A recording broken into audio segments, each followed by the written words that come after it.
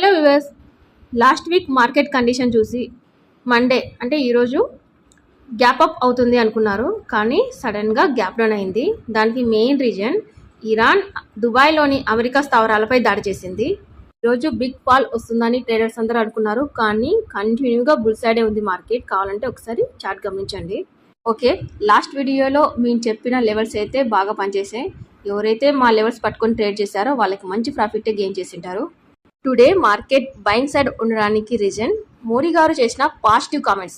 అదేంటంటే ఫారినర్స్ ఎవరైతే ఉన్నారో వాళ్ళు ఇండియన్ స్టాక్ మార్కెట్లో ఇన్వెస్ట్ చేస్తారు కదా, వాళ్ళందరికీ ట్యాక్స్ తగ్గిస్తామని. అలాగే మంత్రి పీయూష్ గోయల్ ఎక్స్పోర్ట్ డేటా పాజిటివ్గా ఉంది. ఇవన్నీ రీజన్స్ వల్ల బిగ్ ఫాల్ రావాల్సింది కాస్త మార్కెట్ రివర్సల్ తీసుకొని పైకి వెళ్ళింది.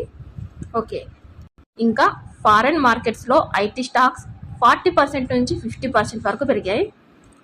దీనికి మెయిన్ రీజన్ ఏఐ. అయితే మన ఇండియాలో ఉన్న ఏ ఒక్క ఐటీ కంపెనీ కూడా ఏఐలో పురోగతి సాధించలేదు.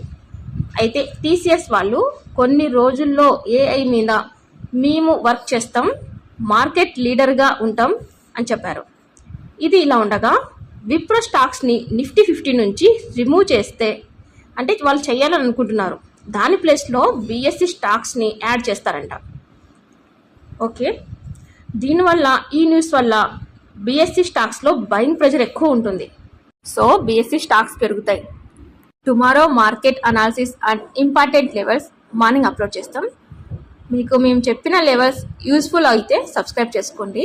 మేము డైలీ ఇంపార్టెంట్ లెవెల్స్ అప్లోడ్ చేస్తాం. Thank you friends.